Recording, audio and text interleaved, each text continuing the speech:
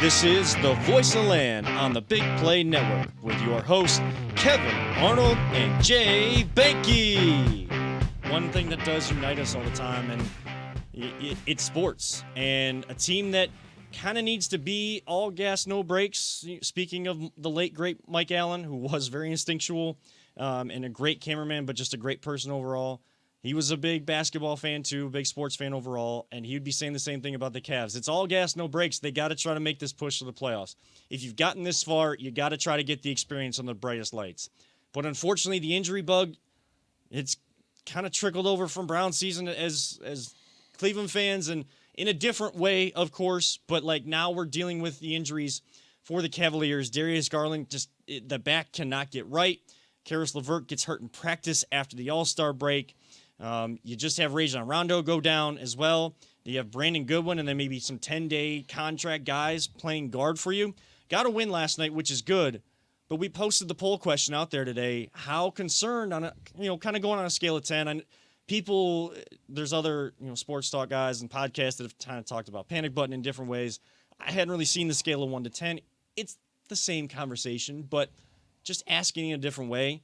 Jay, I know you responded, and before we hit the break, I gotta, kind of hear more from you because you responded on Twitter. People may have saw that, but remind the people where you're at. We did like 1 to 3. No, I 4 said to 6. Yeah, I said 1 to 3, but real that can change instantly. Like I'm on the fence until what was the next one, like 4 to 5 or whatever it was, or 4 to 6. So I gotta see what's gonna happen with Garland's back.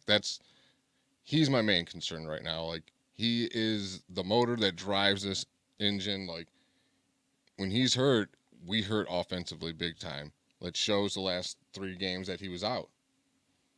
But yeah, I'm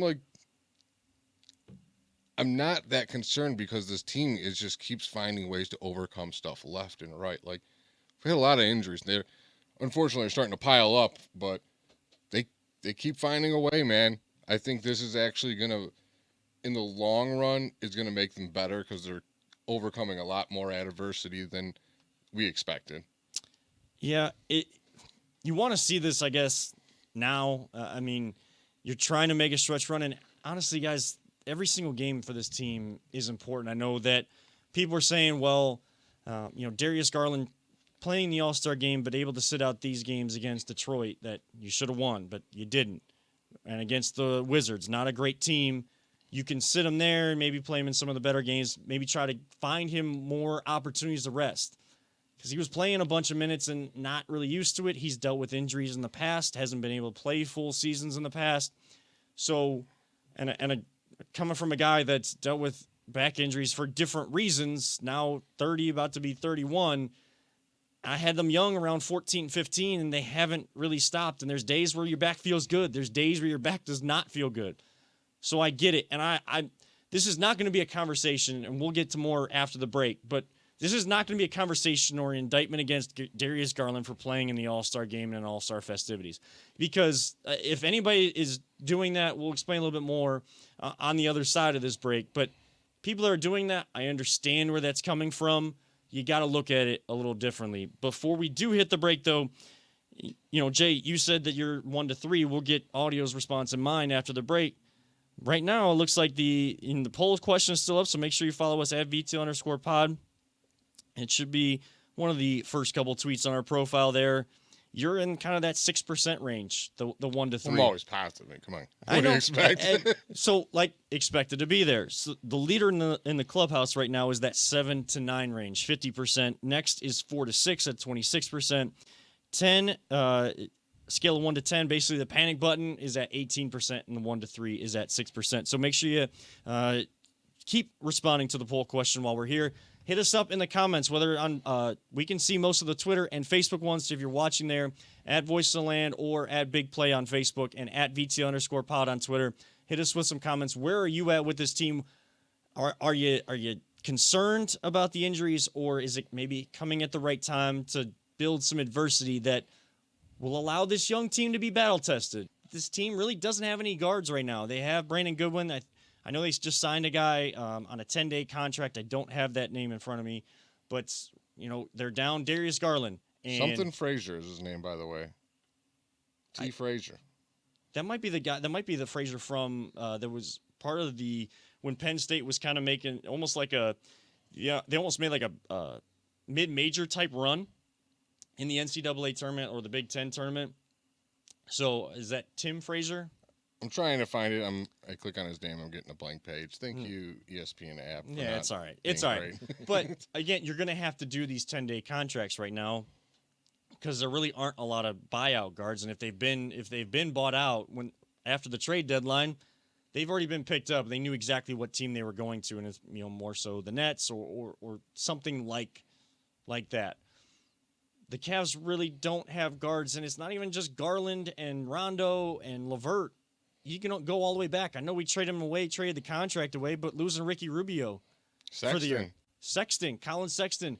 Like, those are 5 guards that have had an impact on your team throughout the season. Is someone doing voodoo against our guards? I don't know. What is going on here? It was good to see Lauri Markkanen come back, but he was out for an extended period of time as well. So this team has kind of had to go through a lot of trials and tribulations. Peter, on a scale of 1 to 10, how concerned are you about the run that this team is capable of with everybody, even the guys they currently have once they're all healthy, versus where you were maybe just a few weeks back when we were the ones banging the drum, no pun intended because we got a drum set now in the studio, but we were the ones kind of at the forefront of, even though we can't watch them all the time on the Bally Sports app, how good this team was. It wasn't just a fun team, it was a good team. We're kind of the first ones on that. How concerned are you right now? I mean, right now, I'm probably at a 4 to 6 range. I mean, I'm concerned, but I think it's still early. And it really depends on, how long these injuries last. And we've only had, a couple games back since the All-Star break. So let's see what happens. I'm not ready to push the panic button yet, but I'm getting a little nervous. So the LeVert injury, the thing that concerns me is I wanted him to get adjusted with the team, and that's less time. Yeah. He's going to be able to get adjusted to the team before the playoffs. Because he only had 3-4 games with this squad before the All-Star break, and then you go, you play a game on Tuesday, I think it was, of last week, and then you don't play until Thursday of the following week. Like, that's 8-9 days that you could be working together, and then you get hurt in practice when you're working on that chemistry. That's a huge point, Jay. LeVert isn't able to get in the mix with this team and find how his game really fits in. It seemed like, I know Brian Windhurst on RBS and other places had talked to, senior writer for ESPN with the NBA. He was talking about how LeVert doesn't play any defense. It's awful. And he was right about that. But it seemed like he was already ready to buy in because it's just something about this culture that a guy walks in the door in the middle of the season and it just has this change of heart. It's not that LeVert can't play defense, but it's I think he's given a lot better effort with us. Right. It's the effort. It's the willingness to give that effort. Defense is 90% effort. If you want to play defense, you can play defense. I mean, there's guys, obviously, that are just kind of the older guys that are just physically can't keep up no more.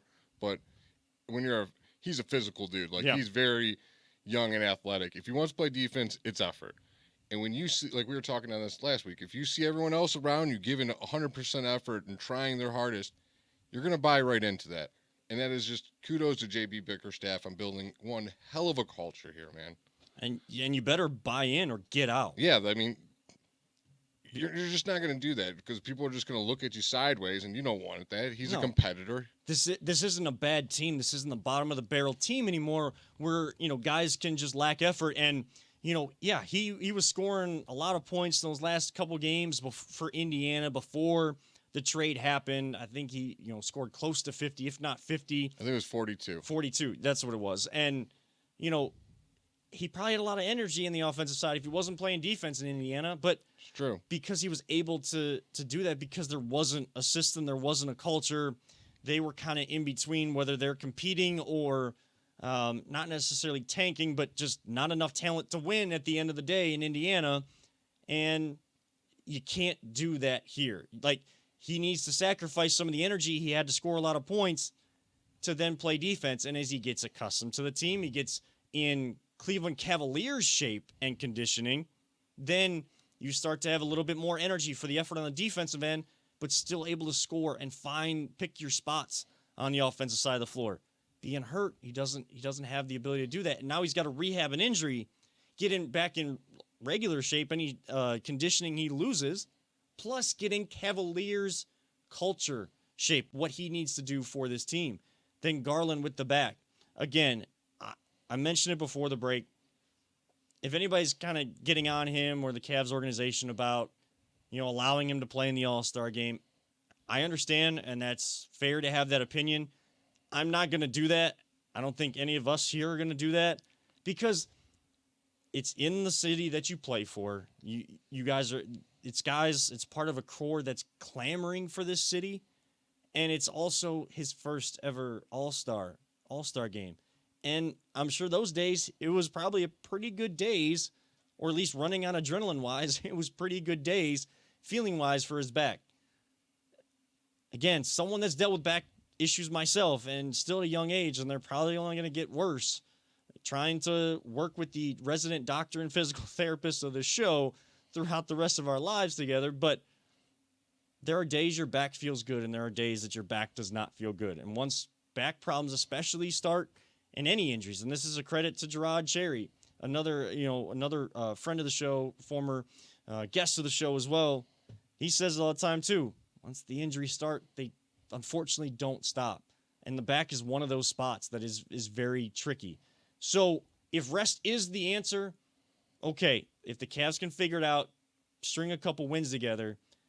Jay, the only problem is, have you seen the schedule in the month of March, so the next couple weeks? March Madness. March is going to be a tough month, and we are definitely going to have a tough time with it. But if they can get through this with just staying afloat around 500, it's smooth sailing from there. Right.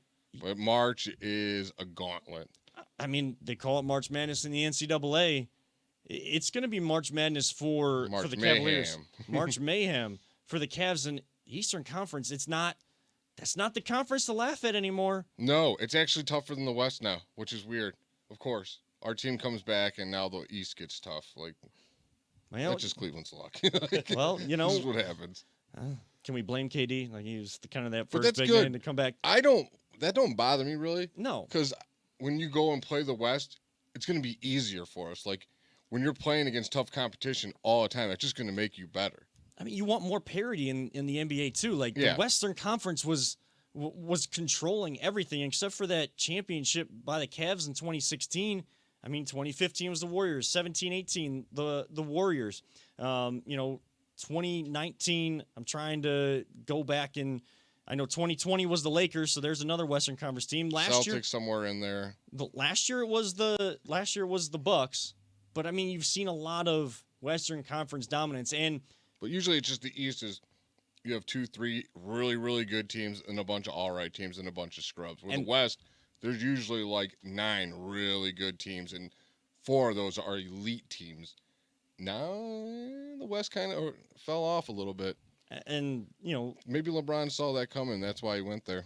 Probably. And he's a smart dude.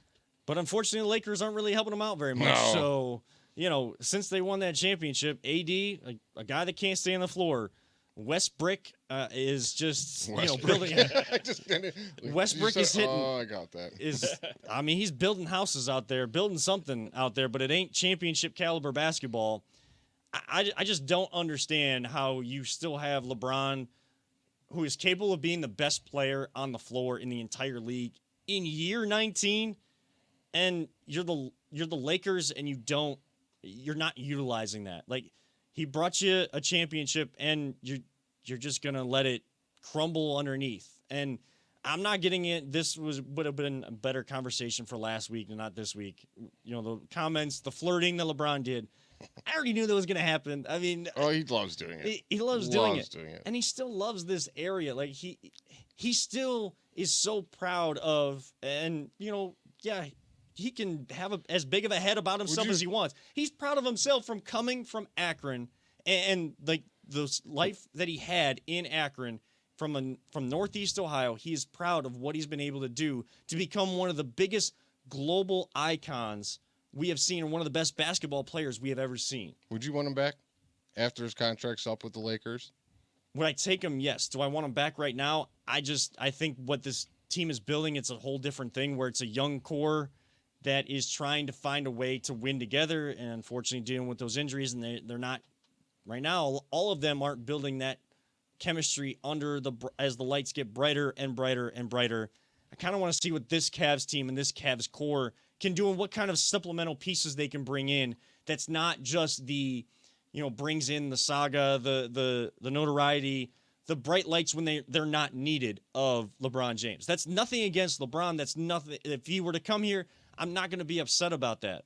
But I think that let's see what this team can do now that they've actually built a team the right way, and it's a collection of talent, not one guy overshadowing everybody else. See, I want it unless they already won one without him. And the only reason I want them to get one on their own. Right. So when they win, I want them to be like, Garland led it, Allen led it, Mobley led it. I want them to have all the praise because and I love LeBron, but if he came here and they won it, it'd be Cleveland, this is for you. It'd be the LeBron show and then the rest of the Cavs players. And I wouldn't want any of the attention taken away from those young guys. Now, if they won one and then LeBron came back, I'm like, you can come tag along. You can come tag along with the champs. Yeah, I don't know. Peter, would you take him back? I kind of agree with Jay there because the issue I have, like LeBron obviously is a phenomenal player, but there are the rumors of all the kind of drama, when he was here and who was really running the team and the culture that is currently with the Cavaliers organization, is a winning culture. And I agree. I want to see these guys get one without him.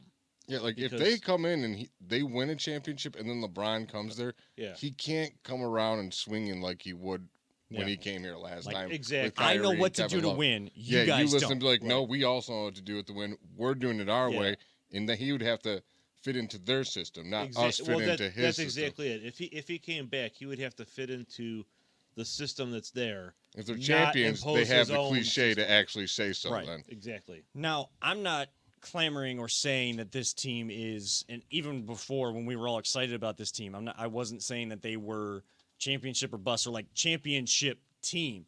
They look like a squad that is building the right way to be that type of team. Most often, you have to lose and learn how to lose, like learn what it means losing in the playoffs under the bright lights. We're not winning a championship this year. We're realistic.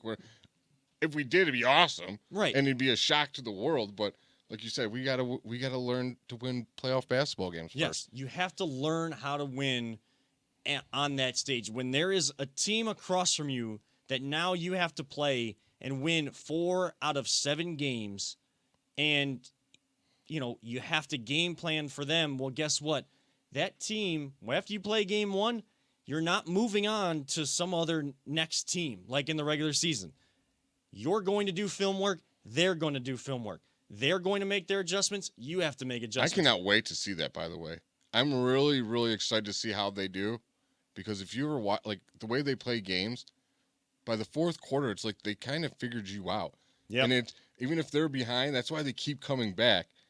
But if it's 7 games and they figure that out, who knows what that team's capable of, man. I'm so curious to see how they play in that series. And now this is just an opinion, but I think that this team started to maybe buy into some of the hype that as people started to notice them, eyes started to be open about the Cavs. They started to, kind of think that about themselves instead of we still have to go out every single night and earn it.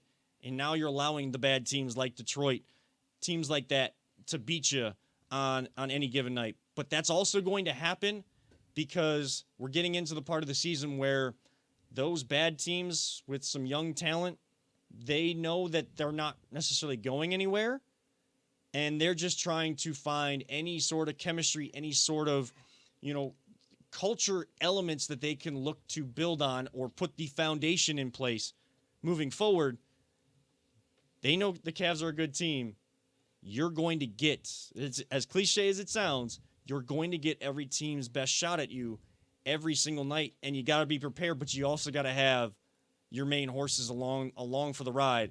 And hopefully it's not very long for Karis LeVert. It's not very long for Darius Garland. And even Rondo, or if they can find someone on a 10-day contract that does just enough for him into that rotation. Well, what is your concern? I don't think we got your answer, Kevin. My concern would be in that 4 to 6 range with this team, and it's closer to the 6 than it is the 4, but I can't go all the way into a 7 to 9 right now because we don't have more definitive answers of like how long these guys are going to be out. How long does this team have to play without them? If we knew it was 6 to 7 weeks without Garland, I'd be at a 9. Oh yeah, to I'd 10. be at a 10, probably 12. But right now they're just kind of saying we need to do a little bit more. We need to do more for the player to figure out how our medical team, and they're sponsored by the Cleveland Clinic, one of the best medical systems in all the country and all of the world. We need to figure out how we can best help the player because we can get him on the floor, but we want to have him on the floor for more consecutive games than we're getting him right now. How can we do that for him? So I'm in a 4 to 6, and I'd put it at a 6 right now. But I know that this team can still make a run of the playoffs, and that is the biggest thing. They need to get in the playoffs, and they need to be a top 6 seed. That has got to be the goal moving forward. You don't want to be in that play-in tournament at this point. I think it would benefit this team, as they get guys healthy, to at least have that 7-game series to try to get as much experience there, and then just see where you go from there. Once you get in, hey, you gain some confidence by getting a playoff win. You start stacking them together. You can move on. But it's got to start with getting a top 6 seed, and I think that's where this team needs to start.